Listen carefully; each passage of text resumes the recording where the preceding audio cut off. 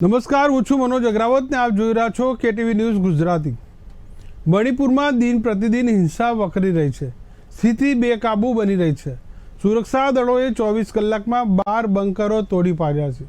બીજી તરફ તોફાની તત્વોને ઝડપી પાડવા 8 જિલ્લામાં સર્ચ ઓપરેશન શરૂ કરાયું છે।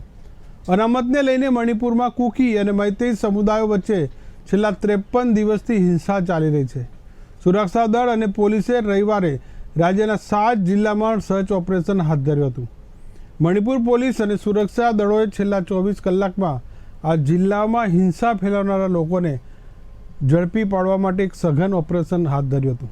સુરક્ષા દળોએ તામેલલોંગ, ઇમ્ફાલ ઈસ્ટ, બિષ્ણુપુર, કાંગપોકપી અને ચુરાચંદપુર અને કાકચીંગ જિલ્લામાં સંયુક્ત ઓપરેશન હાથ ધર્યું હતું અને પહાડી અને ખીણ આ બંને બંકરોનો નાશ કર્યો હતો। 24 જૂને જે ઘટના બની હતી તેમાં મણિપુર હિંસા પર સર્વપક્ષીય બેઠકમાં ગૃહ મંત્રાલયે માહિતી પણ આપી હતી કે હિંસામાં અત્યાર સુધીમાં સરકાર દ્વારા શું કામગીરી કરી, જેમાં હિંસામાં અત્યાર સુધીમાં 131 લોકોના મોત થયા છે અને 419 લોકો ઘાયલ થયા છે। સળગતા મણિપુરની વાત કરીએ તો આગજનીના 5000થી વધુ બનાવો બન્યા છે અને 6000થી વધુ કેસ નોંધાઈ પણ ચૂક્યા છે।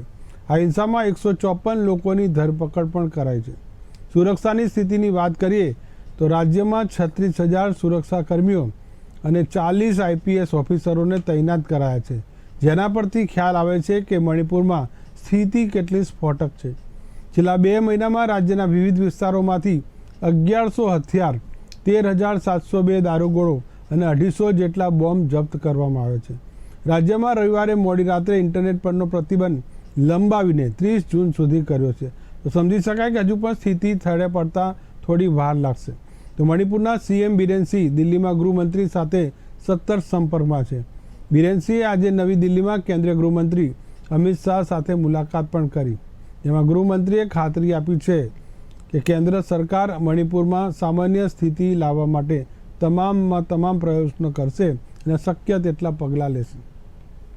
રાજ્યના 6 જિલ્લાઓ એટલે બિષ્ણુપુર, ઇમ્ફાલ પૂર્વ, ઇમ્ફાલ પશ્ચિમ અને ઉખરુલ, ચુરાચંદપુર અને કાંગપોકપી અહીંની મોબ સિસ્ટમ સેના અને પોલીસની કાર્યવાહીમાં અવરોધ બની રહી છે। મોબ સિસ્ટમ સેના જે આ નામ નવું આવ્યું છે મણિપુરના મોડસ ઓપરેન્ડીમાં, મૈતેઈ અને કુકી સમુદાયના લોકો પોતપોતાના વિસ્તારોમાં કોઈ પણ ધરપકડ અને સર્ચ ઓપરેશન સામે ટોળાના સ્વરૂપમાં ભેગા થાય છે અને વિરોધ કરવાનું શરૂ પણ કરે છે। જે ગઈકાલે જે સ્થિતિ બની હતી ખૂબ જ ચિંતાજનક છે। એવી સ્થિતિ છે કે ઘણા ગામડાઓમાં કે કેટલાક વિસ્તારોમાં સુરક્ષા એજન્સીઓ ઘૂસવા પણ સક્ષમ નથી। પૂર્વ ઇમ્ફાલમાં સેનાએ શનિવારે એક મોટું સર્ચ ઓપરેશન ચલાવીને પ્રતિબંધિત સંગઠન KYKLના 12 ઉગ્રવાદીઓને પકડ્યા હતા। 1500 મહિલાઓનું ટોળું વિરોધ બાદ જવાનોને છોડવું પડ્યું હતું। આ 1500 મહિલાઓ ભેગા થઈને આર્મી ઉપર એક એવું પ્રેશર બનાવ્યું હતું કે તેમના જે ઉગ્રવાદી નેતા હતા તેના સહિત 12 લોકોને છોડવા પડ્યા હતા। આ સ્થિતિ છે મણિપુરની। આવો જોઈએ શું કીધું અમિત શાહ, બીરેન સિંહ અને જયરામ રમેશે। संदेश देना चाहता हूं कि सू एग्रीमेंट का किसी भी प्रकार का वायोलेशन, किसी भी प्रकार का विचलन बहुत सख्ती से साथ लिया जाएगा और वो समझौते के भंग के रूप में लिया जाएगा। तो कृपया समझौते की सभी शर्तों का कठोरता से आप पालन करिए। आज से हम इसको बहुत स्ट्रिक्टली मॉनिटर करेंगे। Opposition will always demand, good or bad, that doesn't bother. Always demand the ruling party, chief minister should resign, ruling party government is bad. It is a natural for the Congress. 3 बार मुख्यमंत्री रहे हैं, सरकार चलाई है। मणिपुर 2001 में जल रहा था, जून के महीने में जब अटल बिहारी वाजपेयी जी प्रधानमंत्री थे तब जल रहा था। उसके बाद मणिपुर अमन, शांति, सद्भावना, विकास के रास्ते पर लौट आया। उसका एक कारण है, प्रमुख कारण यह है कि इबोबी सिंह जी ने 15 साल वहां स्थिर सरकार की और उनको 3 घंटे के समय में, 3 घंटे के बैठक में सिर्फ मुश्किल से 7-8 मिनट देना, मैं समझता हूं बड़ी अफसोस की बात है और ये बहुत अपमानजनक भी है। 3 बार मुख्यमंत्री તથા જયરામ રમેશ, અમિત શાહ અને બિરેનસિંહ જે કહી રહ્યા છે કે તમામ સ્થિતિને થાળે પાડવા માટે સરકાર પ્રયત્નશીલ છે. 54 દિવસ અને મણિપુર હજુ પણ સળગી રહ્યું છે. કેન્દ્ર સરકારના સતત પ્રયાસો છે કે મણિપુર શાંત થઈ જાય, પણ દરરોજ એક નવી સમસ્યા સામે આવીને ઊભી રહે છે. આપણી સાથે ચર્ચા કરવા માટે અલગ અલગ જે મહાનુભાવો જોડાયા છે, જેમાં કોંગ્રેસથી ભાવિક અમીન છે, સાથોસાથ રાજકીય વિશ્લેષક જ્યોતિ અમીન પટેલ, સ્મિતાબેન પંડ્યા, ડૉક્ટર કિંજલ દેસાઈ અને સાથોસાથ રૂઝાન ખંભાતા, સામાજિક કાર્યકર. તમામનું ખૂબ ખૂબ સ્વાગત છે. શરૂઆત કરીએ આપણે કોંગ્રેસના નેતા ભાવિક અમીન પાસેથી. ભાવિકભાઈ, જે રીતે મણિપુરની સમસ્યાને વારંવાર વિપક્ષો છે તે ઉઠાવી રહ્યા છે ને સરકારનું ધ્યાન દોરવાનો પ્રયાસ કરી રહ્યા છે કે આ ઉકેલ જલ્દી લાવો, શું કહેશો? ચોક્કસપણે આપણે એક વસ્તુ તમે સમજો કે 2 મહિના એટલે સમજો કે 50 દિવસથી વધુ સમય થઈ ગયો અને આજે મણિપુરની હાલત એવી છે કે આપણને એવું લાગી રહ્યું છે કે જાણે એ આપણા દેશનો ભાગ ના હોય એ રીતે અત્યારે પરિસ્થિતિ જોવાઈ રહી હોય એવું સ્પષ્ટપણે દેખાઈ રહ્યું છે. હમણાં હાલમાં જ આપણા વડાપ્રધાન જ્યારે અમેરિકા ગયા તો ત્યાં મણિપુર પ્રોટેસ્ટ કરીને લોકો જે છે એ બેનરો બતાવ્યા હતા, પ્લે કાર્ડો બતાવી રહ્યા હતા. એટલે ચોક્કસ આપણે આપણા દેશની અંદર રહીને જે વસ્તુ નથી સમજાઈ શકતા કે નથી જોઈ શકતા એ છેક અમેરિકા સુધી ત્યાં જે આપણા જે ભારતીયો છે એ જોઈ રહ્યા છે. એટલે આ બધી વસ્તુ જોવા છતાં પણ આજની તારીખમાં તમે જુઓ કે વડાપ્રધાન શ્રી છે એમનું એક સિંગલ ટ્વીટ સુદ્ધા નથી આવતું. જ્યારે મને યાદ છે કે જ્યારે ખેલાડીને ઈજા થયેલી ત્યારે તાત્કાલિક વડાપ્રધાન શ્રીએ એને ટ્વીટ કરીને એમના ખબર અંતર અને એમને પૂછ્યા હતા. જ્યારે આજે 50 દિવસથી ઉપર સમય થઈ ગયો છે. હવે પરિસ્થિતિ એવી થઈ ગઈ છે કે ત્યાંની જે સમુદાયો છે એ હવે સૈન્ય ઉપર આવી ગયા છે. તમે જુઓ કે એ લોકો જે લોકોને એરેસ્ટ કરે છે એને વિરુદ્ધની અંદર જઈ અને એ લોકો છોડાઈ જાય છે. તો આટલી ગંભીર પરિસ્થિતિ હોવા છતાં પણ સરકાર આગળ કેમ પગલા નથી લઈ શકતી કે રાષ્ટ્રપતિ શાસન કેમ નથી લગાવી શકતી એ પણ એક વિચારવાની વસ્તુ છે. શું સરકારની મનસા એવી છે કે સંપૂર્ણ મણિપુર ખતમ થઈ જાય અને ત્યાર પછી કોઈક એવા પ્રોગ્રામો અમે કરીએ કે જેથી કરીને એની વાહવાઈ લૂંટવા માટેની તમે વાત કરો છો? અરે પ્રજા જ્યારે નહીં રહે તો તમે સત્તા કોની પાસેથી લેશો? તમે જુઓ અત્યારે ભાજપના નેતાઓને એ લોકો મકાનો સળગાવી રહ્યા છે. શરૂઆતની અંદર એક ભાજપના ધારાસભ્યનું ત્યાં મોત થયેલું છે. આજે અસંખ્ય 50,000 થી લોકોએ તો મણિપુર છોડી દીધું છે. અત્યારે રાહત છાવણીની અંદર લોકો રહી રહ્યા છે. આટલી ખરાબ પરિસ્થિતિ આટલી જે 60 દિવસથી આપણે જોઈ રહ્યા છે, તેમ છતાં પ્રશાસન ખાલી મિટિંગો કરે છે કે તમારે આપણે એની આગળની કશું કાર્યવાહી કરવી છે કે શું. હું તો અમારી દ્રષ્ટિએ તો અમે એવું જ વિચારીએ છીએ કે આટલો સમય હોવા છતાં જો આપણે પરિસ્થિતિ કાબુમાં ના લઈ શકતા હોય તો તાત્કાલિક ધોરણે રાષ્ટ્રપતિ શાસન લાગવું કરવું. જી ભાઈ, આપણી સાથે જ્યોતિબેન અમીન પણ જોડા છે. જ્યોતિબેન, જે વાત છે સળગતા મણિપુરને શાંત કરવાની, હજી સુધી થયું નથી. મનોજભાઈ, આમાં પહેલા તો એવું છે કે આ આખું શરૂઆત કેવી રીતે થઈ તો એના મૂળમાં છે જે અનામતનો ચુકાદો આવ્યો તેની હાઈકોર્ટથી એના દ્વારા. એટલે સૌથી પહેલા તો મારે એ જ કહેવું પડશે કે હવે તાત્કાલિક એ જરૂર આવી ગઈ છે કે બધા રાજકીય પક્ષો હવે એ અનામતનું રણશીંગું બગાડવાનું બંધ કરે. કારણ કે જો અનામતનું ઓલરેડી ચાલી રહ્યું છે, હવે એનો રાજકીય લાભ લેવા માટે જ આ બધું અંદર કરવામાં આવતું હોય છે. પાર્ટીઓ દ્વારા વચન આપવામાં આવે, પછી એને હાઈકોર્ટમાં અપીલ નાખવામાં આવે અને તમે ટ્રેક રેકોર્ડ જોજો કે જ્યારે પછી વિરુદ્ધમાં કે તરફેણમાં આવે એટલે દર વખતે લોહી રેડાય, તોફાનો થાય અને એ તોફાનો જલ્દી કાબુમાં ના આવે. એટલે હવે એ કાયદો લાવવાની જરૂર પડી ગઈ છે કે તે વખતે જે થયું હતું 1950માં અને જે છે એ સ્થિતિ જાળવી રાખવામાં આવશે. મૂળ બંધારણમાં તો એ 10 વર્ષ પછી નાબૂદ કરવાની વાત હતી, પણ ચાલો નાબૂદ ના કરીએ કારણ કે તો બહુ મોટો પ્રશ્ન હવે ઊભો થઈ જશે. કારણ કે હવે એ કરે એવું નથી, પણ હવે કોઈ નવી જ્ઞાતિઓ એમાં ઉમેરાવાય નહીં. એ હવે કાયદો લાવી દેવાની જરૂર છે જેથી રાજકીય પક્ષો એમના રોટલા શેકવાનું બંધ કરે. આપણે જોઈએ છીએ અહીં પણ અનામત પાટીદાર અનામત આંદોલન કર્યું હતું, એમાં હાર્દિક પટેલ નેતા થઈ ગયો. એટલે હવે જેને બી કંઈક પ્લેટફોર્મ જોઈતું હોય છે એ સીધું એક એજિટેશન શરૂ કરે અને અનામતનું નામ લઈને પોતાનું પ્લેટફોર્મ બનાવી દે અને ખરેખર પોસિબલ નથી હોતું. કારણ કે સુપ્રીમ કોર્ટનો ચુકાદો છે કે 50% વધારે અનામત હોઈ ના શકે. તો પછી આ બધા નેતા નેતાઓ કયા ધોરણે આવા બધા વચનો આપે છે ને આવી હિંસાઓ ફાટે છે, એક વસ્તુ. બીજી વસ્તુ એ છે કે અત્યારે આટલું બધું થઈ રહ્યું છે છતાંય આપણા વડાપ્રધાન મૌન કેમ છે? જ્યારે મનમોહન સિંહ મૌન હતા ત્યારે તો એમની ઠેકડી ઉડાડવામાં આવતી હતી મૌન મોહન સિંહ કરીને, તો હવે એમના મૌનને શું કરીશું? ક્યાંક એવું તો નથી કે ત્યાંના આ કઈ ગુજરાત છે નહીં કે એક અપીલ કરશે ને લોકો ડાયા ડમરા થઈ જશે. એમને કદાચ એવું હોય કે એમની ઇમેજ જો ત્યાંના લોકો ના માને તો એમની ઇમેજ ઝાંખી પડે તો એ ચાલે નહીં, કારણ કે આજે ભાજપા જે કંઈ છે એ એમની ઇમેજ ઘસવામાં જ પોલિશ કરવામાં જ લાગેલું છે, એટલે કારણ કે એના બળે ચૂંટણી જીતે છે લોકો, ખબર છે બધાની.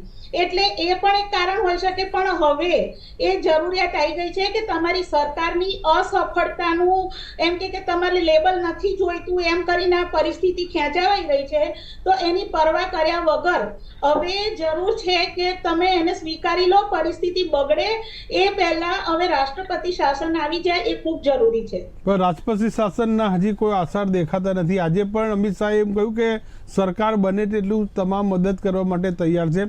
સર્વ જે દળીય બેઠક બની હતી તેમાં પણ કેટલાકે વિચાર મૂક્યો હતો, પણ જયરામ રમેશનું સૂચક જે વાક્ય હતું તેમણે કહ્યું કે જે 15 વર્ષ કોંગ્રેસે જે ત્યાં રાજ કર્યું અને જે તેમના ઇબોમી સિંહ છે જે સીએમ હતા તેમને માત્ર 2 થી 3 મિનિટ જ બોલવા દીધા. તો સમજી શકાય કે ભાજપ છે આ પોતાના હાથમાંથી મણિપુર રાજ્ય પણ સરકવા દેવા માંગતું નથી. કદાચ એવું પણ હોઈ શકે, પણ ત્યાંની જે સેનાની હાલત જોવો તો સમજી શકાય છે કે ત્યાં સેનાની હાલત છે તે એકદમ ચિંતાજનક સ્થિતિમાં છે. 1500 મહિલાનું ટોળું એક સાથે આવીને સેનાને ઘેરી લે અને એ પણ સેના પાસે હથિયાર હોવા છતાં પણ કંઈ ના કરી શકે.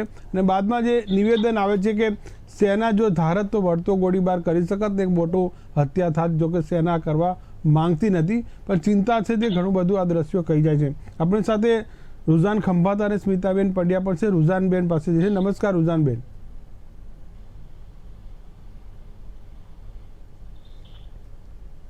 જી અવાજ આવે છે મારો રુઝાનબેન? હા સર. જે વાત એ છે મણિપુરની ને ભાવિક અમીને જે ખૂબ જ સૂચક વાત કહી કે જે વિરોધ અહીંયા નથી થઈ શકતો તે પીએમ મોદીની સામે પણ કરવામાં આવ્યો હતો પોસ્ટર રૂપે. જી સી અત્યારે જે મણિપુરમાં આટલા ટાઈમથી થઈ રહ્યું છે તમે જો આઈ થિંક હવે 2 મહિના થવા આવશે, તો એનો મતલબ એ થઈ રહ્યો છે કે લો એન્ડ ઓર્ડરનું કોઈ કંટ્રોલ નથી. હવે તમે જે 2 કમ્યુનિટીઝ લડી રહી છે અંદર પેલું શું કહેવાય એસટી સ્ટેટસ માટે કે ભાઈ આ લોકોને ફાયદો થાય છે અમને નથી ફાયદો થતો, જે બી રીઝન છે, see there are lot of reasons for fighting, અને નાના રીઝનમાં બી લોકો ફાઇટિંગ કરે છે. પણ પોઈન્ટ અત્યારે એ ઇમ્પોર્ટન્ટ થઈ રહ્યો છે કે 2 મહિનાથી એનું રિઝોલ્યુશન કેમ નથી આવી રહ્યું? કારણ કે આઈ ફીલ કે just doing multi party meeting યા તમે જે વાર્તા કરશો અને પછી બધું કે શું કે આર્મીને એને કહી દેશે કે હવે તમે સેટલ કરી દો, તો this is not going to resolve.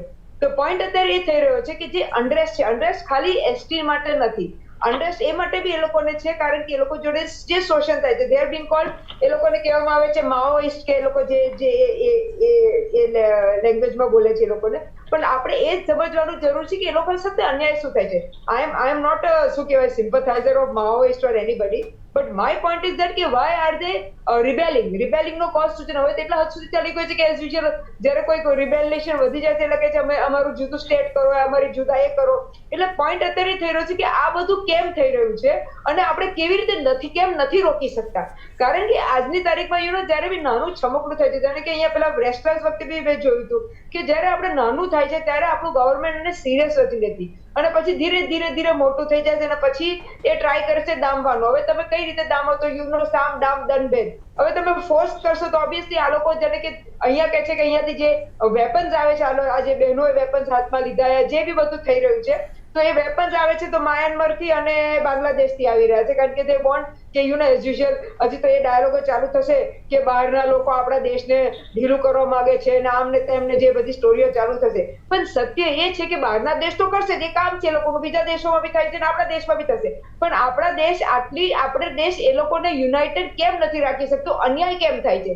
એટલે આજની તારીખમાં અગર લેટેસ્ટ છે કે આપણા અગર તમે અત્યારે પીએમશ્રી ની વાત કરી, તો પીએમશ્રી આમ તો બધે પોતાનું જ્યારે જશ લેવું હોય છે બધે પહોંચી જાય છે, ગુડ, જેવું જોઈએ, મેં ના નથી પાડતી, તમે પીએમશ્રી છો, તો પછી પીએમશ્રી એ બી જોવું જોઈએ કે જ્યારે પ્રોબ્લેમ થાય છે ત્યારે એમને પહોંચવું પડે, એમને પહોંચવું એટલે એમની વાતોએ પહોંચવું પડે, એમના એક્શન્સે પહોંચવું પડે. કારણ કે when he expect કે લોકો બધા મારી વાહવા કરે, તો ઇટ ઇઝ વેરી નેચરલ કે તમારી વાહવા થાય છે તો તમારે આમાં સોલ્યુશન બી તમારે જ લાવવું પડશે. કારણ કે અત્યારે તો સારું છે, ભાજપના કોઈ નેતા નથી, ના તો ભાજપના નેતા અલગ ફરી એ સ્ટોરી કરતે કે ભાઈ બધું પીએમસી ના જોઈ શકે. અગ્રી કરું છું, બધું ના જોઈ શકે તો પછી એમને બધામાં જે બી, જેને કે વંદે ભારત બી ફ્લેગ કરે તે હરેક વંદે ભારતમાં જશ લે. એકચ્યુઅલી હવે વંદે ભારતનો આખો અલગ ડિબેટ છે, પણ એમાં સત્ય એ છે, કઈ જો નાનો સત્ય કે ભલે આપણે કહીએ કે બહુ ફાસ્ટ છે, પણ એ સ્પીડ પકડી જ નથી શકતી because of the issues of the track. અને ખાલી આપણે જલ્દી એટલે પહોંચે છે કારણ કે એના હોપ્સ ઓછા છે, એટલા માટે. નોર્મલ રૂટમાં હોપ્સ વધારે હોય ને ના હોય. એટલે હું આ એક્ઝામ્પલ એટલા માટે આપી રહી છું સાહેબ, કારણ કે જરૂરી છે કે લોકો જાણે ને ઓળખે. હવે અનફોર્ચ્યુનેટલી મણિપુરના લોકો એ જાણી ગયા છે કે ભાઈ સત્ય શું છે, ને એ લોકોને ખબર છે કે જ્યાં સુધી અમે આવી રીતે આંદોલન નહીં કરીએ ત્યાં સુધી અમને અમારા હક નથી મળવાનો, કે એ લોકો જે ફીલ કે ઇટ ઇઝ ધેર હક. હવે આજની તારીખમાં હું અહીંયા બેઠી નથી, આઈ એમ નોબડી ટુ સે કે ભાઈ ઇટ ઇઝ ધેર હક or not, but I am somebody to 100% say કે જેમ આપણે ગીતો ફોરેનમાં ગાઈએ છીએ કે પીસ માટે ટોક્સ આર નેસેસરી, વાતચીતો જરૂર છે, તો સેમ હું એ જ કહેવા માંગુ છું કે આપણે ફોરેનમાં જે ગીતો ગાઈએ છીએ તો આપણે આપણા પોતાના દેશમાં એને ઇમ્પ્લિમેન્ટ નથી કરતા. આપણે કેમ પીસ ટોક નથી કરતા, કેમ સામે બધી પાર્ટીઓને આવીને બેસાડતા નથી. હવે તમે અહીંયા બધા કહે છે કે રાષ્ટ્રીય શાસન કરશું, રાષ્ટ્રીય પ્રેસિડેન્ટ રૂલમાં બી શું થશે? Let us accept it. President રૂલમાં બી તમે એ લોકોને દબાવવાની કોશિશ કરો છો, એટલે આનો કોઈ અંત નથી રહેવાનો. અને આજની તારીખમાં અગર હદ થયેલી ક્યારે કહેવાય? જ્યારે બહેનોએ હવે હથિયારો લીધા છે. તમે સમજો, બહેનોને શોખ નથી થતા હથિયારો લેવાના, પણ એમને લીધા છે કારણ કે હવે એક લેવલ આવી ગઈ છે, એ લોકોને ખબર છે કે હવે અમે લડો યા મરો જેવી સ્થિતિ આવી ગઈ છે, અને એટલા માટે આજે બહેનોએ હથિયાર લીધા છે. એટલે જે બી છે, હું એમ નથી કે તે લોકો સાચા છે કે ખોટા છે, મારે એટલું જ કહેવું છે કે it has to be resolve, અને એકદમ ફાસ્ટ રિઝોલ્વ કરવું જોઈએ. શું કે જેમ આપણે કોઈને છોડાવવા માટે અડધી રાતે હાઈકોર્ટ સુપ્રીમ કોર્ટો ખુલી રહી છે ને, એ સ્પીડથી આપણે આને રિઝોલ્વ કરવું પડશે. સરકાર છે હાથમાંથી છૂટી રહ્યું છે આપણો દેશ. સરકાર છે તે ધીરે ધીરે સમય લઈ રહી છે કે પરિસ્થિતિ આપોઆપ કાબૂમાં આવે, પણ જો પરિસ્થિતિ કાબૂમાં આવવાની જ હોત તો 54 દિવસ ના થાત.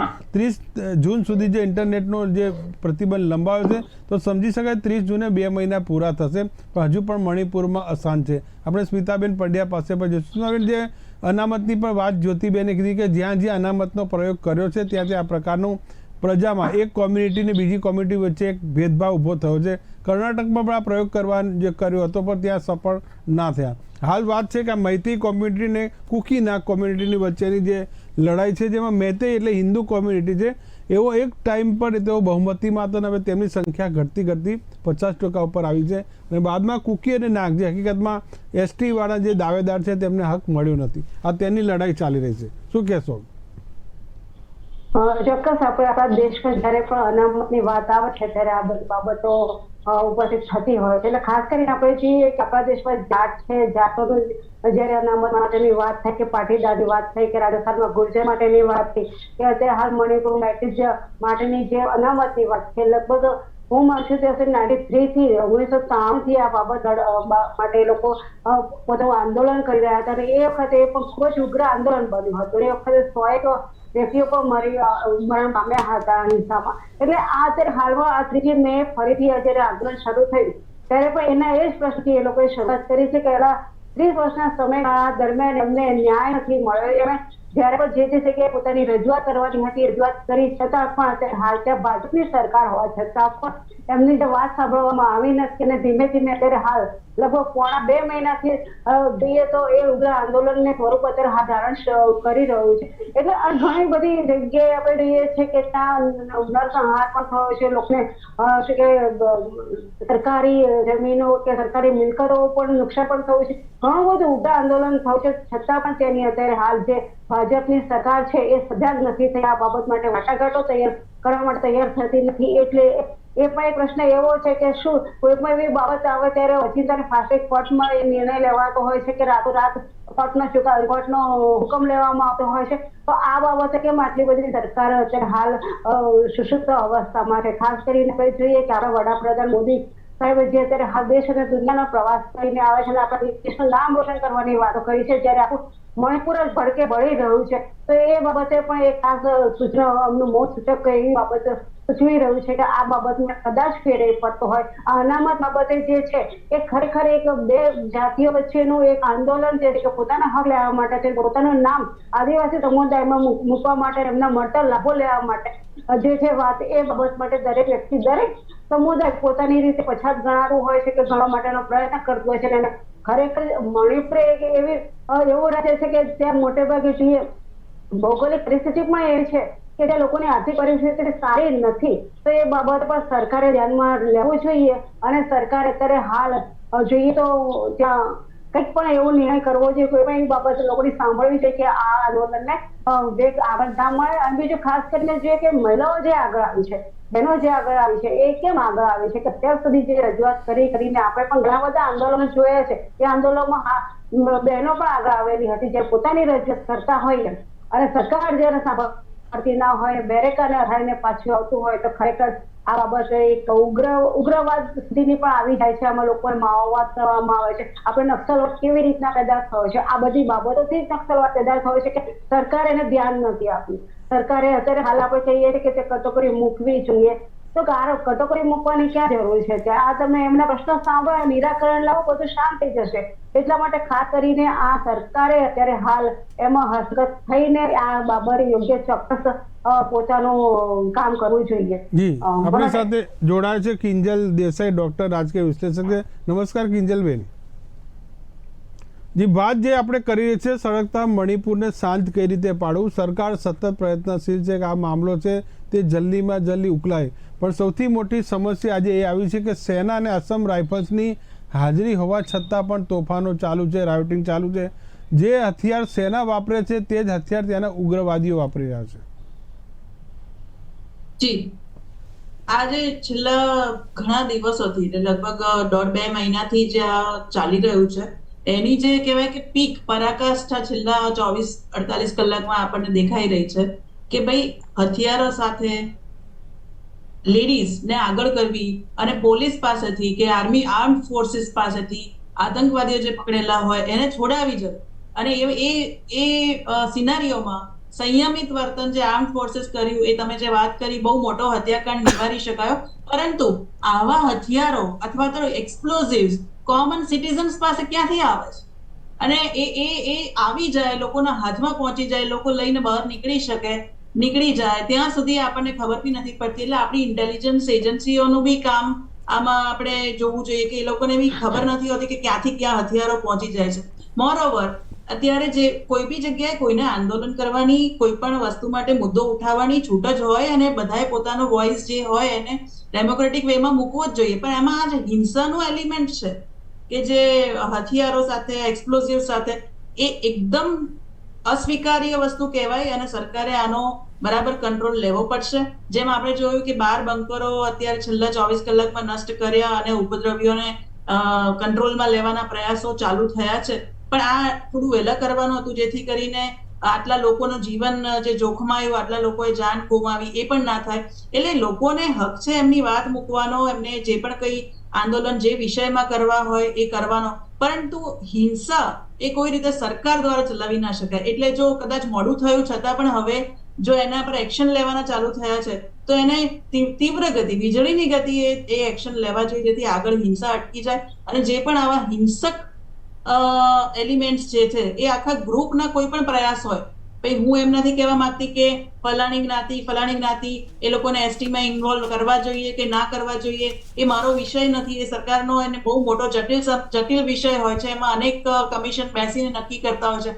પરંતુ એમાં જે આવા એલિમેન્ટ આ વસ્તુ આંદોલનો ભડકાઈ અને જે હિંસાના સ્વરૂપમાં કન્વર્ટ કરે છે, એવા જે એલિમેન્ટ્સ છે એ લોકોને પકડીને સરકારે સાઈડમાં કરવા જોઈએ કે જેથી કરીને હિંસાનો એલિમેન્ટ એમાં ના ઇન્વોલ્વ થાય. આ બહુ ઇમ્પોર્ટન્ટ અને તાતી જરૂરિયાત છે. આપણે જોઈએ છે કે હોમ મિનિસ્ટર સાહેબે બી સર્વદલીય બેઠક બોલાવી અને એની ઉપર કામ ચાલુ કર્યું છે. એની પહેલા પણ જયારે એમણે ત્યાં વિઝિટ કરી હતી મણિપુરમાં, ત્યારે પણ વિરોધ પક્ષોને પણ બોલાવીને એમના વ્યૂ જાણવામાં આવેલા. પરંતુ જે એક્શન કહેવાય એ હવે દેખાય છે. એટલે એનું કારણ છે એક્શન કરવા પાછળ કે ઉગ્રવાદીઓને છોડાવી જાય એ 1200 જણનું ટોળું, પછી ભલે મહિલા હોય, આ વસ્તુ આજે આપણે પહેલા પણ જોયું કે લાલ કિલ્લામાં 2 વર્ષ પહેલા ટ્રેક્ટરો ભરીને 1200 જણનું ટોળું આવ્યું હતું. એ પહેલા બી શાહીનબાગમાં જોયું કે મહિલાઓને વચ્ચે બેસાડીને કેટલાય દિવસો સુધી યાતાયાત રોડ વગેરે બ્લોક કરી દેવામાં આવેલા હતા. સામાન્ય જનોની જે રોજબરોજની જિંદગી એના કારણે ખૂબ અટવાતી હતી. આ તો કોવિડ આવ્યું ત્યારે શાહીનબાગમાંથી બધા ઉઠ્યા, પણ જે આ 1200-1500 જણાના ટોળાનો ઉપયોગ કરી અને જે આખી સિસ્ટમ ખોરવવી, એ જે કામ જે પણ એલિમેન્ટ જે પણ તત્વો કરતા હોય એની ઉપર સુરક્ષા એજન્સીઓએ કે આઈબી ડિવિઝને વગેરે પણ ચાંપતી નજર રાખવી જોઈએ કે આમનો ઈરાદો શું છે, કે તમારી વાત મૂકવા માટે છે કે સિસ્ટમ અને ગવર્નન્સ આખું ખેદાન મેદાન કરવા માટે છે. એ લોકોનો એજન્ડા શું છે એ પણ સમજવો ખૂબ જરૂરી છે. ખૂબ મહત્વની વાત આપણે કરી, પણ એજન્ડા કરતી બીજી વાત છે કે ત્યાંની ભૌગોલિક સ્થિતિ પણ ખૂબ જ જમ્મુ કાશ્મીરની કરતાં મણિપુરની ખરાબ રીતે એટલા માટે છે કે ત્યાં 38 લોકોની વસ્તીમાં 19 લાખ લોકો જે મૈતી સમાજ, જે મુખ્ય પ્રાયોરિટી સમાજ છે તેની વસ્તી છે. બીજી વાત છે કે જે કુલ 60 બેઠકોમાંથી 40 બેઠકો ઇમ્ફાલમાં આવે છે. તો આ પણ એક રાજકારણનો અને એક રાજનીતિનો એક મોટો ભાગ છે. પણ મૂળ એ છે કે ત્યાંના 60,000 લોકો જો અત્યારે વિસ્થાપિત થઈ ગયા હોય, કે જેને મણિપુર જે મુખ્ય ધારા છોડવાની ફરજ પડી હોય, તો આ સૌથી મોટી ચિંતાજનક સ્થિતિ છે. ભાવિકભાઈ આપણી સાથે જોડાયેલા છે. શું કહેશો ભાવિકભાઈ, જે રીતે અગાઉ પણ કીધું કે 60,000 લોકોને મણિપુર છોડવું પડે એવી સ્થિતિ હોય અને હજુ પણ સળગી રહ્યું છે, 30 તારીખ સુધી ઇન્ટરનેટ ઉપર પ્રતિબંધ છે. હું તમને એક થોડીક આગળ ડિટેલ આપું છું, કારણ કે જ્યારે આ પરિસ્થિતિનું નિર્માણ થવાનું હતું ત્યારે ભાજપ સરકારના ધારાસભ્યો 5 થી 6 જણા દિલ્હીની અંદર એમને 2 થી 3 દિવસ ધામા નાખ્યા હતા આ વસ્તુ માટેની ચર્ચા કરવા માટે, અમિત શાહજીને મળવા માટે. તે વખતે પણ અમિત શાહજી એમને સમય નહોતો આપ્યો ને એ લોકો પાછા ફર્યા. એમાંથી 3 જણાએ તો એ જે મણિપુરની અંદર જે આયોગમાં એ લોકો ચેરમેન હતા એમને ત્યાંથી રાજીનામું આપી દીધેલું. આ સત્ય હકીકત છે. એટલે પહેલેથી સરકાર આની અંદર એમને ગંભીર સ્વરૂપની રીતે એમને જોયું જ નથી. આ બહુ મહત્વની વસ્તુ છે. જે મળવા આવ્યા એ લોકો સમજતા હતા સાચી પરિસ્થિતિ કે અનામત એના માટે જ રજૂઆત કરવા ગયા હતા. એમના માટે જ રજૂઆત કરવા ગયા હતા અને એમને ચોખ્ખું કીધેલું કે જો આ વધારે આને પરિસ્થિતિ તમે વણસવા દેશો તો મણિપુરની હાલત ખરાબ થશે. અને એ લોકો તમામ લોકો જે હતા એ ત્યાંના જે સીએમ હતા બિરેનસિંહ એની વિરુદ્ધમાં વાત કરવા માટે ગયા હતા કે એમનું જે સંચાલન છે એ વસ્તુ ક્લિયર નથી, એટલે તમે હસ્તક્ષેપ કરીને કમસે કમ આ વસ્તુને ક્લિયર કરો. પરંતુ ઉપર જે કેન્દ્રમાં મેં તમને કીધું એ પ્રમાણે ગૃહમંત્રીજીએ એમને મળવાનો બી સમય નતો આપ્યો ને કશું નહીં, એટલે એ લોકો પરત આવ્યા. એમાંના 2 થી 3 જણાએ જે ધારાસભ્યો હતા એમને અલગથી એમને જે આયોગ સોંપેલા હતા એમને એમના ચેરમેન પદ પરથી રાજીનામા પણ આપી દીધેલા હતા. તેમ છતાં પણ આ શું છે, એક સરકારની આળસ કહેવાય અને જેના પ્રતાપે આજે 2 મહિનાથી તમે આજે મણિપુરની પરિસ્થિતિ જોઈ શકો છો. બીજું આંદોલન, આ એકચ્યુઅલમાં ખરેખર હું આંદોલન નથી ગણતો અને આ એક બળવો ગણું છું, કારણ કે આંદોલન છે એ કોઈ હથિયારોથી લડાતું નથી. આ એક ટાઈપનું આ યુદ્ધ જેવું થઈ ગયું કે આજે તમે ત્યાં જુઓ નાના નાના છોકરાઓ પાસે AK-47 છે, કેવી રીતે AK-47 આવે છે. તમે આ એકચ્યુઅલમાં શું છે, આ સીધું યુદ્ધ થઈ ગયું કહેવાય. એ સરકારની સામે યુદ્ધ થઈ ગયું. એટલે કાયદેસર રીતે આમ જોવા જઈએ તો આને દબાવી દેવાની પરિસ્થિતિ અત્યારે આવી ગઈ છે. બની શકે કે અત્યારે મણિપુર સુધી આગ લાગી છે, પૂર્વાંચલ પ્રદેશોની અંદર કેટલી જગ્યાએ આ બધી વસ્તુ ફેલાઈ પણ શકે છે. એટલે આ તો મણિપુરનો એક ભાગ છે. આપણે કેટલાક સમય પહેલાની હું તમને વાત કરું, 6-8 મહિના પહેલાની જ વાત છે. એ તમે જુઓ કે નાગાલેન્ડ અને આસામ એ 2 પોલીસો સામસામે ઝઘડી પડેલી એક કોઈ બાબતની અંદર, અને એ લોકો સામે એ લોકો હથિયારો ઉઠાવ્યા હતા. બરાબર છે. તો કહેવાનો મતલબ તમે કરવા શું માંગો છો? અંદર ને અંદર ડિવાઈડ કરવા માંગો છો. તમારી પાસે કોઈ સોલ્યુશન નથી આ બધી વસ્તુનો. સર્વદીય બેઠકો બોલાવીને આનું સોલ્યુશન ના હોય, તમારે એક્શન તાત્કાલિક લેવાનું હોય. આજે તમે કહો આંદોલનની પરિસ્થિતિ જુઓ, અહીંયા ગુજરાતની અંદર બી પાટીદાર આંદોલન થયું હતું, એ 1 વર્ષ દરમિયાન ચાલ્યું. આજે કૃષિ કાયદાને લઈને જયારે તમે જુઓ પંજાબના એની દિલ્હીની બોર્ડર ઉપર 1 વર્ષ ચાલ્યું, લગભગ ત્યાંથી આંકડા આવતા હતા 700 થી 750 ખેડૂતો મરી ગયા. આજે બી મણિપુરની એ જ હાલત છે કે લગભગ 100-125 માણસોના મૃત્યુ થયા છે.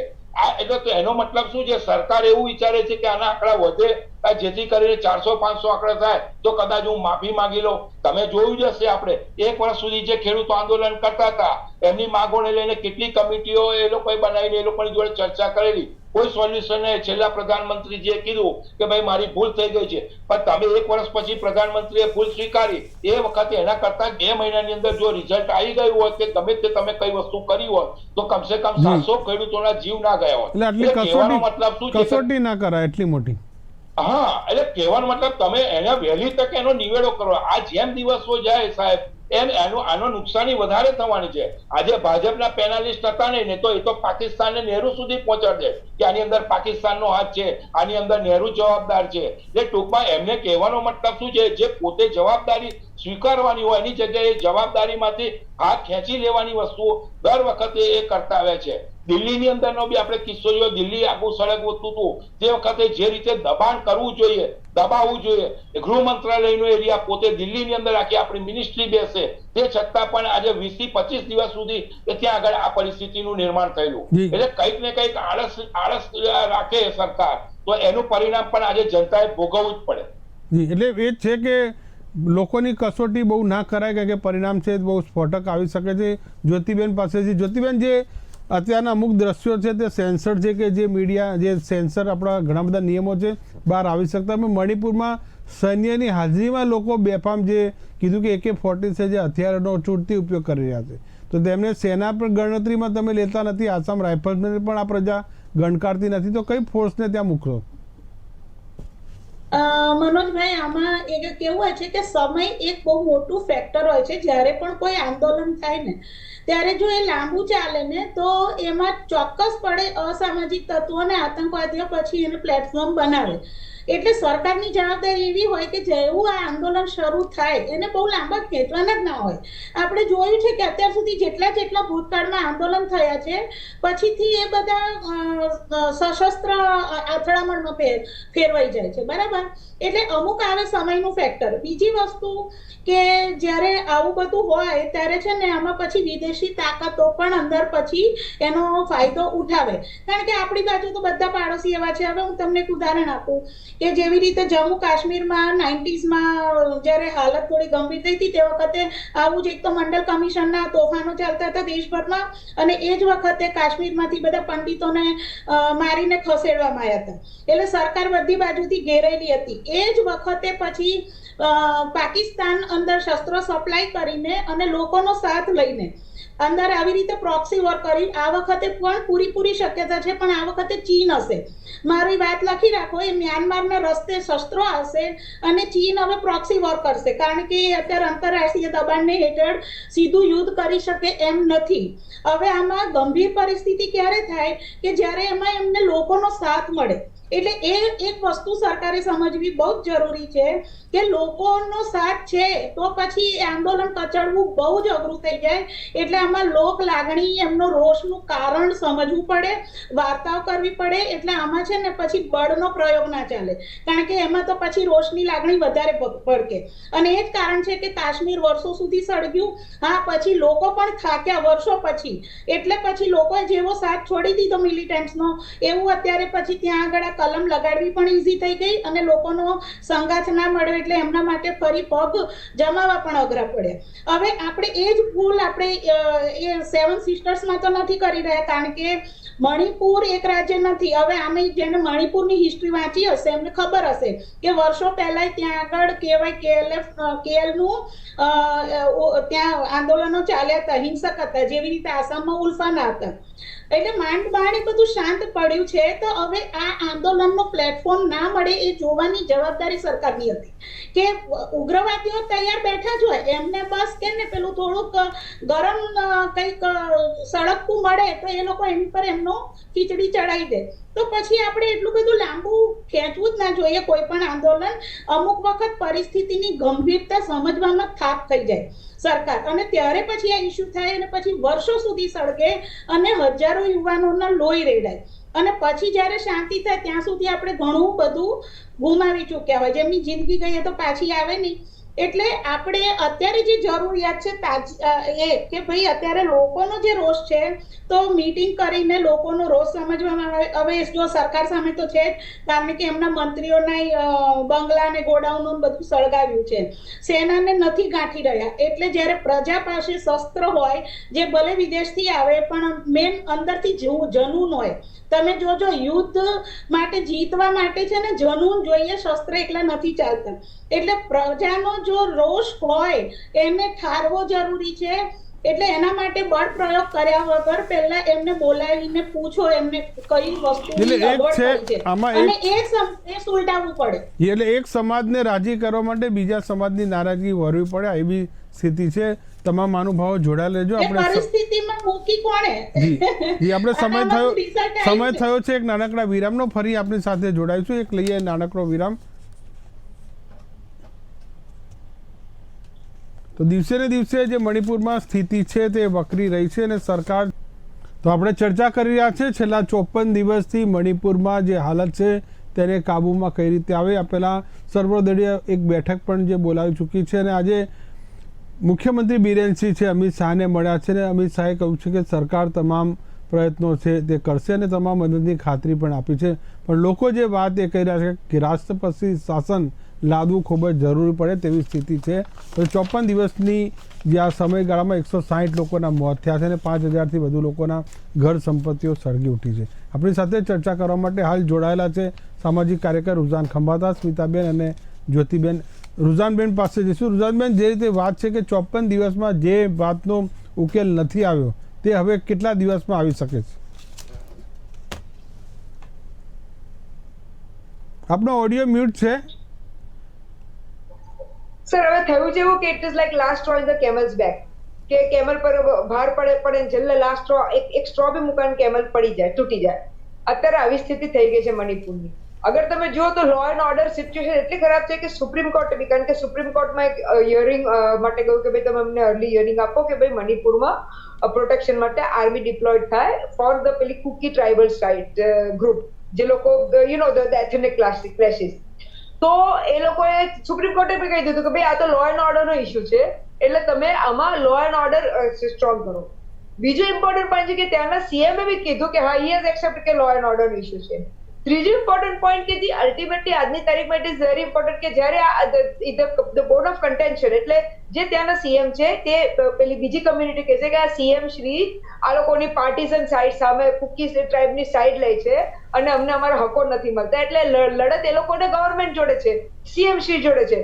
તો ઇટ ઇઝ વેરી નેસેસરી કે જ્યારે આટલું બધું એસ્કેલેટ થઈ રહ્યું છે તો આપણી ભાજપની ગવર્મેન્ટ તો ખબર છે કે રાતોરાત આખી મિનિસ્ટ્રીઓ બદલી નાખે છે, જેમ ગુજરાતમાં બદલી છે, BJP I think last time બદલી હતી, ભૂલી ગઈ જ્યાં બદલી હતી.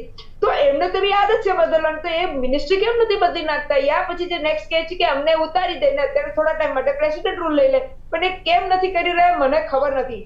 ઈગો માટે નથી કરી રહ્યા કે ના અમે સાચા છીએ, તે આ ખોટી વાત છે. કારણ કે એઝ અ ગવર્મેન્ટ તમે ઈગો પર કામ ના કરી શકો. આપણે ગવર્મેન્ટનો સૌથી મોટો પ્રોબ્લેમ એ જ છે, જેમ અત્યારે પેલા સાહેબે કીધું કે 1 વર્ષ સુધી ફાર્મરનું આંદોલન ચાલ્યું ઈગોના લીધે. પછી જોયું કે હવે ઇલેક્શનો છે ને, હવે અમે હારી જઈશું, તો મોદી સર આવીને માફી માંગી લીધી કે ભાઈ ભૂલ થઈ ગઈ અમારાથી, તમે ના સમજી શક્યા, અમે તો સારું કરવા માંગતા, જે બી બધું ફેરવી તોડીને વાત કરી હતી. એટલે પોઈન્ટ અત્યારે એ થઈ રહ્યો છે કે આપણે દેશ ઈગો પર ના ચાલે, દેશ લોકોની સુખાકારી દેશના લોકો માટે ચાલે. બીજો પોઈન્ટ આવે કે અત્યારે ત્યાં જે મિલિટન્ટ્સ છે અત્યારે હથિયારોની વાત થઈ રહી છે ને, તો એના પર મારે ખાસ ફોકસ કરવું છે કે મણિપુરમાં પહેલાથી એક એએફએસ એટલે આર્મી કંઈક એક એક્ટ છે, જેમાં આર્મી એ લોકો જોડે શું કે arm force special powers act AFSPA કહેવાય છે, અને એ ત્યાંના લોકો વર્ષોથી એને, કારણ કે એ એક્ટના લીધે એ લોકોના હ્યુમન રાઇટ્સ ચાલી જાય છે, જે બધા ઘણી બધા પ્રોબ્લેમ છે, એટલે એ લોકો આ એક્ટને બહુ વર્ષોથી એ લોકો આની સામે બોલતા હતા. અને એટલા માટે એ લોકો પોતાના જાતને બચાવવા માટે વર્ષોથી એ લોકોની આ જે છેડાઓ છે ને, મ્યાનમાર બોલો યા જે બાંગ્લાદેશ બોલો, કારણ કે એકચ્યુઅલી મ્યાનમાર ને બાંગ્લાદેશ તો એક કન્ટ્રીઝ છે જેમાં આપણું ગુજરાત ઇન્ડિયાનું એક્સપોર્ટ છે, ડિફેન્સ ગુડ્સ આપણે ત્યાં એક્સપોર્ટ કરી છે, તે જગ્યાઓ છે, એટલે એવું બી બને કે ત્યાંથી ફરીને પાછું ઇન્ડિયા જ આવતું હોય. Anyways the point about is that કે એટલે આ જે ઇન્સર્જન્સ જે કહેવાય એ વર્ષોથી ત્યાં છે because of all this things, પણ એ કંટ્રોલમાં રહેતા હતા. હવે અત્યારે શું શું થયું છે કે એક there are lot of એક કાસ્કેડિંગ ઇફેક્ટ રહી છે 1+2. તમે એવું ના સમજતા કે ખાલી આ લોકોએ અમારે એસટી ના રાઇટ્સ આપો કારણ કે પેલી કે વાળી કમ્યુનિટીને મળે છે ને મેઈટી કમ્યુનિટીને નથી મળતા એટલે અમને રાઇટ, ખાલી એ રીઝન નથી. there are others, જાણે કે ફોરેસ્ટ, એ લોકોના જે ફોરેસ્ટના કહે છે કે અમે વર્ષોથી અમારા આ ફોરેસ્ટ અમારા બાપ દાદાઓની છે ને એના કોઈ રિફોર્મ્સ નથી, એના કોઈ રૂલ્સ નથી, રેગ્યુલેશન નથી. એટલે મારો પોઈન્ટ અત્યારે કેવું છે કે અલ્ટિમેટલી, કારણ કે there are lot of reasons. તમે એવું ના વિચારતા ખાલી અત્યારે આપણે વાત કરી રહ્યા છીએ કે ખાલી આ એસટી ના દરજાના લીધે એ લોકો છે ના, that is not the only reason. હા, maybe it is one of the reasons, but that is not the only reason. એટલે આજની તારીખમાં ઇમ્પોર્ટન્ટ થઈ ગયું છે કે આ બધાને ઉકેલવો પડશે, જે વર્ષોથી આપણે ડિલે કરતા રહ્યા છે. હવે સાહેબ તમે મને પૂછ્યું કે 2-4 દિવસમાં, તો થોડા દિવસ પહેલા બી 4 દિવસ પહેલા બી કદાચ એવું ઓન રેકોર્ડ મૂકી દીધું પેપરમાં કે હવે બધી શાંતિ થઈ ગઈ છે, બધું સારું વાલું થઈ ગયું છે, બધું પીસ છે. પણ તમે જોયું કે કાલે જ પેલું આ લોકો પેલું મિલિટન્સરે આ લોકોએ જઈને પોતાના લોકોને છોડાઈ આવ્યા. એટલે પોઈન્ટ અત્યારે સાહેબ એ થઈ રહ્યો છે કે ગવર્મેન્ટ એવું પેલું શું કે જે અત્યારે વાત નહીં કરી મેડમે કે ઇન્ટેલિજન્સ, આપણી ઇન્ટેલિજન્સ ક્યાં છે જ મને ખબર નથી પડતી. કારણ કે આપણે બહુ મોટી મોટી વાતો કરી રહ્યા છીએ, પેલી સર્જિકલ સ્ટ્રાઇક ને એ બધી વાત કરી છે. તો ઇન્ટેલિજન્સ આ બધી ચીજો માટે બહુ જ ઇમ્પોર્ટન્ટ છે. તો આપણા દેશમાં જ ઇન્ટેલિજન્સ આટલી વીક હશે તો બહારની ઇન્ટેલિજન્સ આપણે શું કહેશું? એટલે these are all the reason. પણ યુ નો અનફોર્ચ્યુનેટ વાત એ છે કે આપણું દેશ અડધું પેલા જ મોડમાં ચાલે, ઇલેક્શન મોડમાં. આપણા મિનિસ્ટરો બી લોકોની સુખાકારી માટે કામ કરવા કરતા ઇલેક્શન મોડમાં કામ કરે છે, યા પ્રચાર પ્રસારમાં કામ કરે. એક જાણે કે વેસ્ટ બેંગાલનું ઇલેક્શન હોય તો બધા નેતાઓ ત્યાં પહોંચી જાય, યા કોઈ બીજાનું કર્ણાટકનું ઇલેક્શન હોય તો બધા નેતાઓ જાત જાતના સ્ટેટના પહોંચી ગયા. એટલે અને પછી પોતાનું સ્ટેટ પછી ભયો થઈ જાય. એટલે પોઈન્ટ અત્યારે સાહેબ એ છે કે અનફોર્ચ્યુનેટલી આપણા દેશમાં ઇલેક્શનના લીધે આપણા દેશને ઘણી હાનિ થાય છે. અને ખાલી હવે એના ફાયદા બી છે કે હવે મે બી કઈ ઇલેક્શન આવશે તો ફરી ગવર્મેન્ટ પલટી ખાઈ લેશે. જી આપણી સાથે સ્મિતાબેન પણ છે. સ્મિતાબેન, જે વાત કુકી અને નાગા અને સામે મૈતે સમાજ છે, આ કુકી અને નાગા સમાજને ગયા ઓગસ્ટમાં જ જે ત્યાંના સીએમ બીરેનસિંહે તેને બહાર જંગલમાં હાંકી કાઢવાનો તેમણે આદેશ પણ આપ્યો હતો. કારણ કે આ કોમ્યુનિટી છે તે જંગલમાં રહે છે વર્ષોથી અને તેમને અનામતનો લાભ ના મળે તેવું સીએમએ કીધું. અને બાદમાં મૈતે સમાજે જે અનામતનો લાભ આપવાની વાત આ મણિપુર સળગી રહ્યું છે. પણ વાત એ છે કે સૌથી મોટું પોલિટિક્સ પણ સૌથી અસર એટલા માટે કર્યું છે કે 60 બેઠકોમાંથી 40 બેઠકો છે તે ઇમ્ફાલમાં આવે છે. અને ઇમ્ફાલમાં સૌથી મોટું જે પ્રભુત્વ છે ત્યાં મૈતે સમાજ હિન્દુ કોમ્યુનિટીનું છે. હજી ચોક્કસ વાત એમ છે કે જયારે જંગલની ઉત્પાદિત કોઈ પણ વસ્તુ હોય, મારું જંગલ ને મારો હક એ બાબત જયારે લડતા હોય એ લોકો, અને ધીમે ધીમે એ સ્વરૂપ જયારે આંદોલનના સ્વરૂપે આવતું હોય અને પછી આંદોલન ધીમે ધીમે બળવાના સ્વરૂપ સુધી પહોંચી જતું હોય તો ત્યાંની જે સરકાર છે એને શું કર્યું અત્યાર સુધી પણ બાબત એક મહત્વની બાબત છે. આપણે જોઈએ કે જ્યારે આવી બાબતો થતી હોય છે કે બળવાનું સ્વરૂપ ધીમે ધીમે ધારણ કરતું હોય છે તો ત્યાંની લો અને ઓર્ડરને પણ એનું ધ્યાન રાખવાની જરૂર હોય છે. આપણે જે વાત એ મુજબ અત્યારે હાલ ત્યાંની જે પ્રમાણે અત્યારે હાલ જોઈએ છે કે જે બહેનોનો ટોળું હોય કે કોઈ પણ એમને શસ્ત્ર સંજામ પૂરો પડાતો હોય એ બધી બાબતો ત્યાંની અત્યારે લો એન્ડ ઓર્ડર અને ત્યાંની સરકારે ધ્યાન રાખવાની બાબત છે કે કેવી રીતના આવે છે. અત્યારે હાલ રુઝાનબેને કીધું કે અત્યારે હાલ ઇન્ટેલિજન્સ ક્યાં કામ કરી રહી છે અથવા ક્યાં છે એ આપણને દેખાઈ રહ્યું છે કે અત્યારે હાલ ભટકે બળતું મણિપુર અત્યારે હાલ એમ કહેવામાં આવે છે કે મ્યાનમારમાંથી આવે છે કે બાંગ્લાદેશમાંથી આવે છે તો એ બોર્ડર તરફથી જયારે આપણી સાથે શસ્ત્ર સરંજામ પહોંચતો હોય તો ત્યાંની જે બોર્ડર સિક્યુરિટી ફોર્સ છે એ પણ ત્યાં શું કામ કરી રહી છે એ ઘણી બધી બાબતો અહીંયા ધ્યાનમાં લેવામાં આવવા જરૂરી છે. અને ખાસ કરીને જયારે રાજ્ય સરકાર આવા બધી બાબતોમાં તાત્કાલિક એક બેઠક કે સમિતિ રચીને એનો કોઈ નિકાલ કરવા માટે કે એના પ્રશ્નોનો સાથે વાટાઘાટો કરવા માટે જયારે કોઈ પ્રયત્ન ના કરે ત્યારે જ આવા મોટા ભાગે આંદોલનો ઉગ્ર બનતા હોય છે. એટલે ખાસ કરીને આપણે જયારે મણિપુરની જે પ્રજા છે એ મોટે ભાગે એમ કહેવામાં આવે કે ભૌગોલિક પરિસ્થિતિને કારણે ગરીબ અને બીજું કે ખાસ કરીને જોઈએ તો જંગલમાં ઉત્પાદિત જે પણ સામાન છે એમાંથી પોતાની આજીવિકા રહી રહ્યા છે. અને જે કોઈ પણ બે કોમ છે, ધારો કે તમે કે મૈતેઈ અને કુકી અને નાગા, એ લોકો વચ્ચે જયારે આ અનામત બાબત છે કે પોતાના જે સમાજ છે પોતાના લોકોને એનો અનામતનો લાભ મળે કે પોતાના જે પરિસ્થિતિ છે પરિસ્થિતિમાંથી બહાર કાઢવા માટેની એની માંગણી છે. તો એવી સંસદીય રીતે કોઈ પણ રીતે એનામાં એક સમિતિ રચીને એને કેવી રીતના ઘણી બધી બાબતોમાં આપણે પાટીદાર આંદોલન વખતે, જાટ આંદોલન વખતે ઘણી બધી સમિતિઓ રચી હતી. એ સમિતિઓ અત્યારે હાલ સુધી રચવામાં આવી નથી કે અમે જે પ્રયત્નો કર્યા છે એ પણ ઘણા બધા ધીમા હોય તો આ આંદોલનને કદાચ કંઈક પાછું વાળવા માટે સરકારે જ પહેલ કરવાની છે. સરકારનો અહમ, જેમ પૂજાબેને કહ્યું, અહમ અત્યારે જરૂરી નથી, નોકરી સુખાકારી જરૂરી છે. તો આ બાબતે એમના પ્રશ્નની ચર્ચા કરવી જરૂરી છે. આપણે ડોક્ટર કિંજલ દેસાઈ પાસે છે. કિંજલ દેસાઈ, જે સૌથી મોટો પ્રશ્ન એ છે કે 54 દિવસની આ જે હિંસાના દિવસો પાછળ એની પહેલેથી કોઈ પૂર્વ તૈયારી કદાચ ચાલતી હોય છે કે આપણા ભારતમાં કોઈ પણ સ્ટેટમાં ગન કલ્ચર છે એલાઉડ નથી. મણિપુરમાં આટલા મોટા હથિયારો AK-47 જે સેના વાપરી રહી છે તેવા ખતરનાક હથિયારો છે, તે સામાન્ય વ્યક્તિઓ પાસે આવે કઈ રીતે? મારા ભાઈ, આ ચોક્કસ મોટું ષડયંત્ર કહેવાય કે અચાનક રાતોરાત 10,000 15,000 ગોળા બારૂદ લોકોના હાથમાં ના આવી જાય, 1100-1200 રાઇફલો લોકોના હાથમાં ના આવી જાય. અચાનક જ જો ઇન્ટરનેટ બંધ હોય છતાં પણ આખું મોટું ટોળું એક સાથે પોલીસની પાસે કઈ જગ્યાએ હું એ અર્થમાં કહું કે રાજ્ય સરકાર ત્યાંની નિષ્ફળ કહેવાય કે ના, કે પોતાની સામે આટલું મોટું આંદોલન જો પહેલેથી પૂર્વ તૈયાર રૂપે ચાલતું હોય તો બિરેનસિંહના શાસનમાં એમણે શું ધ્યાન રાખ્યું? જી, હવે આ જે આપણે જે આમાં એક પરિસ્થિતિ છે, ભારતનો જે આ ભાગ છે કે પૂર્વોત્તર જે રાજ્યો છે, 7 સિસ્ટર્સ ની આપણે વાત કરીએ, એનું જે આપણે નકશામાં જોઈએ તો જે રીતે એનું છે ચારે બાજુથી ઘેરાયેલી પરિસ્થિતિમાં ઇન્ડિયન થી ત્યાં જવા માટેનો એક નાનકડો એવો રસ્તો જે છે, આ વસ્તુને કારણે ખૂબ મોટી તાકાત સાથે એને ભારતમાંથી છૂટો પાડવા માટે વર્ષોથી જે પ્રયાસો ચાલી રહ્યા છે એના ભાગરૂપે આવા જે ઇનહાઉસ ઇન્ટરનલ રાયટ્સ કે ઇન્ટરનલ પ્રોબ્લેમ્સ ઉભા કરવા, પેલી બાજુ સીમાઓમાંથી પ્રોબ્લેમ્સ ઉભા કરવા, આજે આટલી મોટી સંખ્યામાં 10,000 ની 15,000 ની સંખ્યામાં જો આપણા આર્મ્ડ ફોર્સિસ ઘરની અંદર પરિસ્થિતિ સાચવવા માટે જો મહેનત કરી રહ્યા છે તો સીમાઓની શું હાલત હશે, ત્યાં આગળ બીજું શું થતું હશે.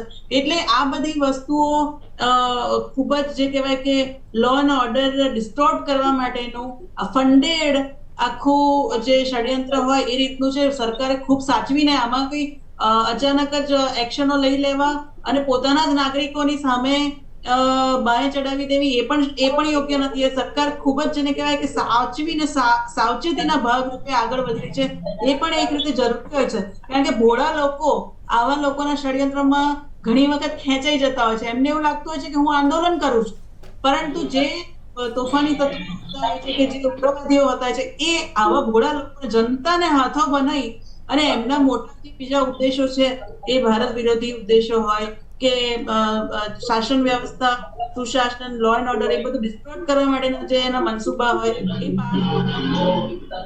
ઘોડા લોકોને આગળ ધરી દેતા હોય છે.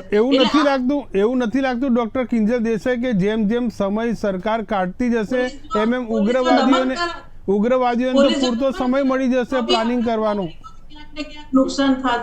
એટલે એ જે આપણે જોઈએ છે કે આ એક catch-22 જેવી પરિસ્થિતિ છે. એટલે એમાં બહુ શાંતિથી આગળ વધવું જોઈએ, છતાં પણ જે આ બંકરો નષ્ટ કર્યા, જે આટલા હથિયારો જપ્ત કર્યા, આટલા ગોળા બારૂદો મેળવી લીધા, એ જે એમને જે નિહત્થા કરવા માટેનો જે કંટ્રોલ એની ઉપર લેવાનો છે એ લઈ રહ્યા છે, એ સારી વસ્તુ છે. અને આવું ફરીથી આટલી મોટી સંખ્યામાં હથિયારો અંદર આવવા બી ના જોઈએ, એનું પણ ધ્યાન રાખવું જોઈએ. ફેલ્યુરની વાત છે. જી, આપણી પાસે ફરી આવીશ. આપણે રુઝાન ખંભાતા જે કહેવા માંગે છે, પછી સ્મિતાબેન પાસે આવે. જી રુઝાનબેન. સર મેમ જે કહી રહ્યા છે કે રાતોરાત નથી જોયું. તમે પહેલા જ મેં વર્ડ યુઝ કર્યો કે મિલિટન્ટ ઇન્સર્જન્સી તો પેલું અફસાના લીધે પહેલાથી હતી, એવું નથી કે નહોતી, પણ ત્યારે લો એન્ડ ઓર્ડર એક કંટ્રોલમાં લઈ શકતી હતી. અત્યારે બિરેનસિંહ પોતાના સીએમ જ પોતે કહે છે, હાઈકોર્ટ કહે છે કે ભાઈ લો એન્ડ ઓર્ડર ના ઠેકાણા નથી બેસી રહ્યા, તમે એ પર ધ્યાન રાખો. એનો મતલબ શું થાય છે કે આજે રાતોરાત નથી આયા હતા, પણ ગવર્મેન્ટ એને સ્ટોપ નથી કરી શકી. મેં પહેલા જ કહ્યું કે ગવર્મેન્ટની ઇન્ટેલિજન્સ ક્યાં જાય છે, એટલે ક્યાંક તો કંઈક છે. હવે શું છે મને નથી ખબર, ગવર્મેન્ટ કેમ સ્ટોપ નથી કરી શકતી, આ કરવા માંગતી નહોતી, ઈચ્છતી હતી કે ભાઈ કંઈક હશે. હવે બાબતો એટલી બધી પોલિટિક્સ ચાલે છે સાહેબ કે ખબર જ નથી પડી રહી. કારણ કે જે રીતે આપણા દેશમાં પેલું છે કે ધર્મ ને દેશ ખતરે મેં એના પર આપણો અડધું દેશ ચાલે છે, એટલે પોઈન્ટ અત્યારે એ થઈ રહ્યો છે સાહેબ કે એટલે મેડમ જે કહે છે કે રાતોરાત નહીં, ઉલટું ગવર્મેન્ટ ઉગતી પકડાઈ ગઈ કે મેં એટલે જ પહેલા કહું કે આઈ થિંક મે માં આંદોલન ચાલુ થયું, અત્યારે જૂન એન્ડ આવી ગયું, 2 મહિના ત્રીજી તારીખથી આંદોલન શરૂ એટલે થયું. લોકલ નેટવર્ક છે ટોટલી ફેલ્યુઅર દેખાઈ રહ્યું છે સ્પષ્ટપણે. નહીં તો આટલું મોટું આંદોલન એક સાથે આટલું પ્રસરે નહીં. આપણે સ્મિતાબેન પાસે એક નાનકડો સવાલ લઈ લઈએ. સ્મિતાબેન, પછી આપણે ભાઈ પાસે જઈએ.